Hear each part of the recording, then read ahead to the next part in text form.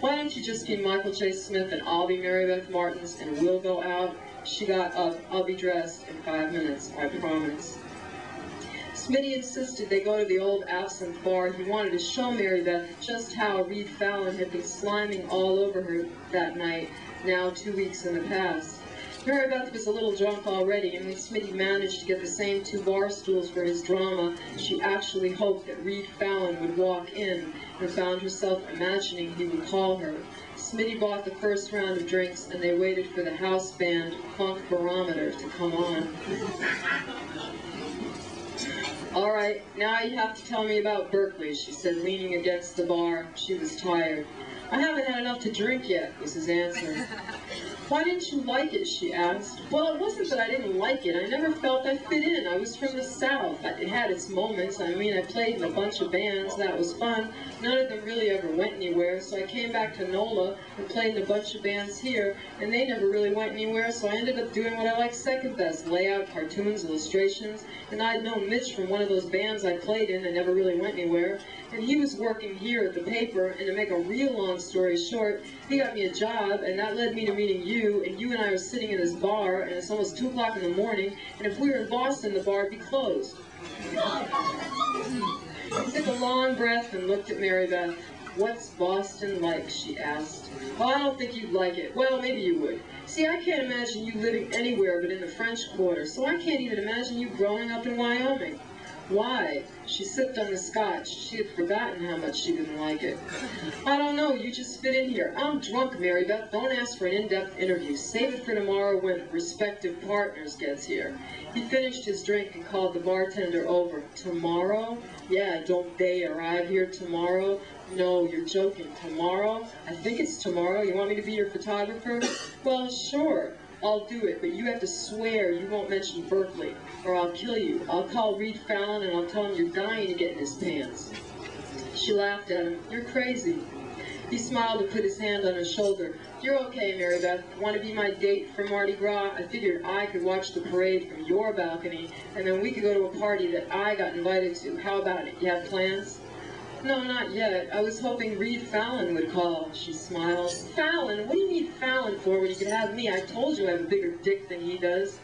He laughed at himself and Mary Beth just shook her head. No, really, you're waiting on his call? No, that's just the first thing that came out of my mouth. I didn't have plans, but I might get stuck taking this band to the parade or to a party. I mean, if they want to go. I'm assuming that I don't have to do a hell of a lot of hospitality and that the record company will take care of most of it, I hope. I'm really anxious for them to get here, to get the interview over with, write the liner notes for the record, send it all in, and get paid. Then I can fix my car and go on vacation. Where are you planning to go, he asked. Wyoming. I want to see my parents and my brothers. I haven't been there for over a year. You miss them? Yeah, I do. I miss Wyoming too, although I don't think I could live there again. It's a really beautiful place, and I'm glad I grew up there, but it's absolutely nothing like New Orleans.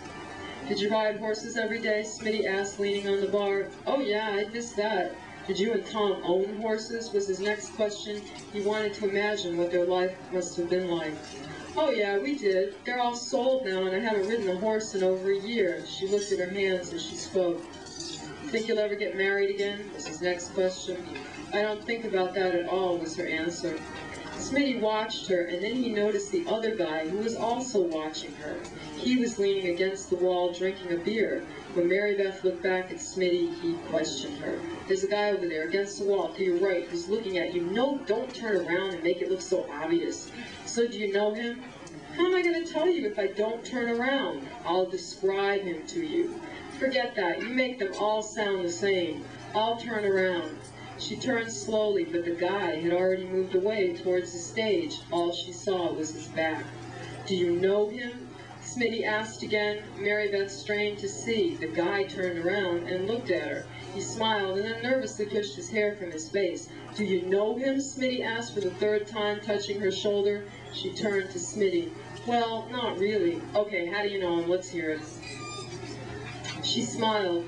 Well, it's one of those strange things. I see him in my neighborhood at the laundromat on the street. Once in a while, I'll see him at the Café Du Mont on a Sunday afternoon. Things like that. I don't know him. Well, it looks like he's the head barometer. This must be his band. She looked at the stage. Mystery Date was picking up his face.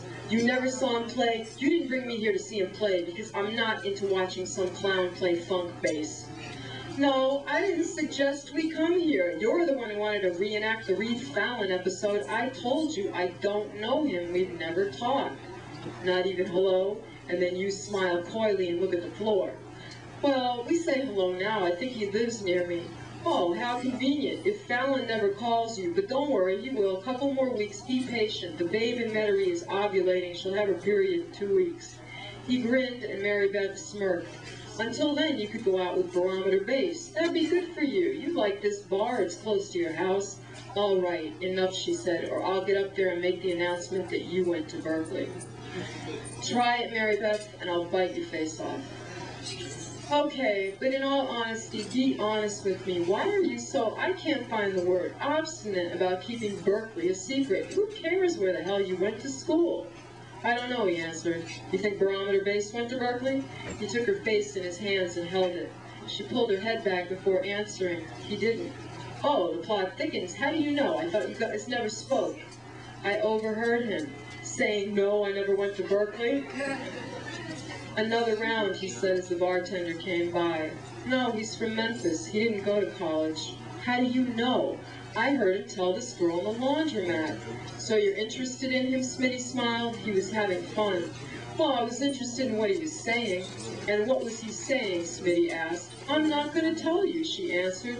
Why not? He said, handing her the scotch with ice in it. Because I like to see you get bent out of shape. She laughed and sipped on her drink. Mary Beth was hungover the next afternoon when she came into work. Smitty beat her there and was telling Petey and Mitch about Barometer Bass. He shut up when she came in. Well, here she is. How do you feel? She made a face and sat down. Want some coffee, Petey asked. He was going to make the coffee run that afternoon. I've already had too much, so no thanks. I feel so ill. I will never drink scotch again as long as I live, so help me God.